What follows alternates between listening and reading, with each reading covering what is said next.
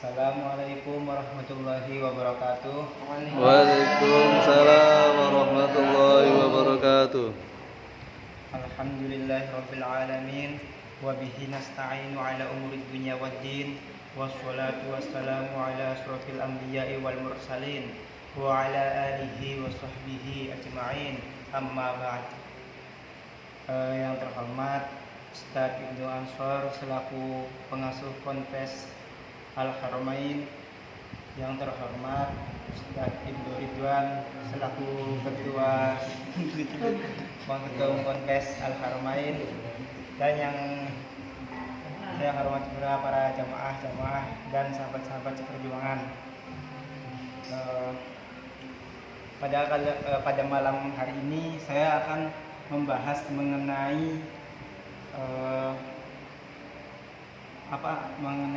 lebih utamakan memperbaiki diri sendiri terlebih dahulu sebelum memperbaiki orang lain.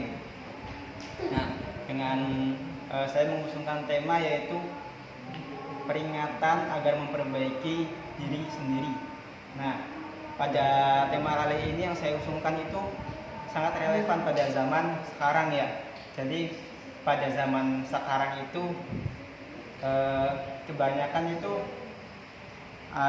para ulama atau para mubalik, nah itu menasihati orang lain mengamalkan, mendakwahkan ilmunya, akan tetapi lupa dengan dirinya sendiri. Mereka mendakwahkan akan tetapi tidak mengamalkan apa yang mereka dakwahkan. Nah ini sangat sangat tidak baik untuk ditiru. Nah, jadi Nabi Muhammad Sallallahu Alaihi Wasallam itu telah memberi peringatan yang keras terhadap orang-orang yang menasihati orang lain, akan tetapi dirinya sendiri tetap atau masih melakukan dirinya sendiri tetap melakukan maksiat. Nah, kemudian ada suatu cerita ya, jadi gini, pada malam Isra Mi'raj itu Rasulullah Shallallahu Alaihi Wasallam melihat seseorang yang lidahnya itu digunting dengan gunting yang terbuat dari api neraka yang sangat membara. Nah, kemudian Rasulullah bertanya kepada malaikat Jibril, wahai Jibril, siapa mereka? Nah, kemudian Jibril pun menjawab, orang-orang itu adalah para mubalik dari golongan pengikutmu yang mendakwahkan, yang tidak mengamalkan apa yang mereka dakwahkan. Nah, kemudian dalam sebuah mafhum hadis itu ada sebuah mafhum hadis yang berkata bahwasanya jadi ada ahli surga sama ahli neraka. Nah, seorang ahli surga, ini ahli surga, nah yang ini ahli neraka. Nah, yang ahli surga ini bertanya sama ahli neraka, wahai ahli neraka, kenapa kalian masuk neraka? Padahal kami masuk surga itu karena mengerjakan apa yang kalian dakwahkan. Nah, kemudian ahli neraka ini menjawab kepada ahli surga bahwasanya wahai ahli surga, kami masuk neraka itu karena kami tidak mengamalkan apa yang kami sampaikan terhadap atau kepada kalian atau orang lain.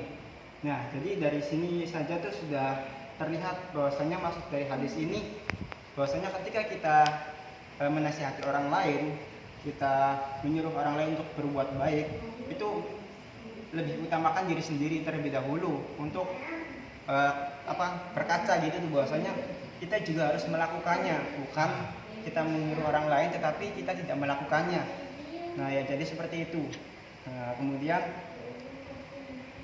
ada hadis lagi itu bahwasanya, jadi maksud ada hadis yang artinya itu azab Allah itu akan turun ke atas orang alim, ulama jahat terlebih dahulu ketimbang ke atas orang awam yang berdosa. Nah, jadi Kemudian muncul pertanyaannya. Pertanyaannya kurang lebih seperti ini. Jadi kurang lebih seperti ini.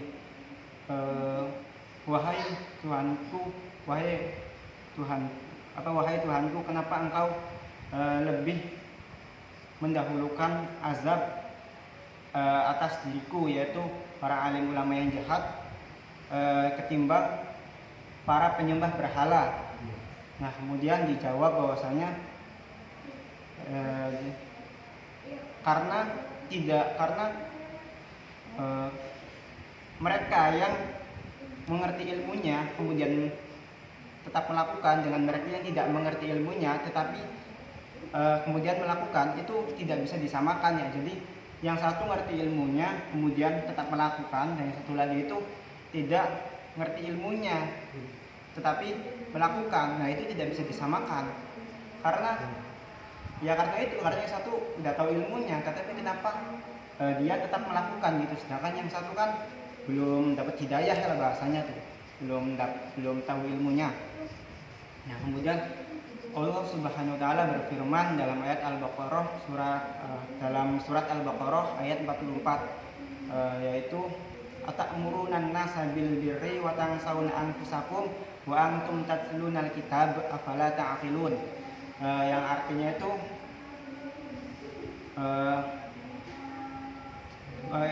itu mengapa kamu menyuruh manusia mengerjakan kebaikan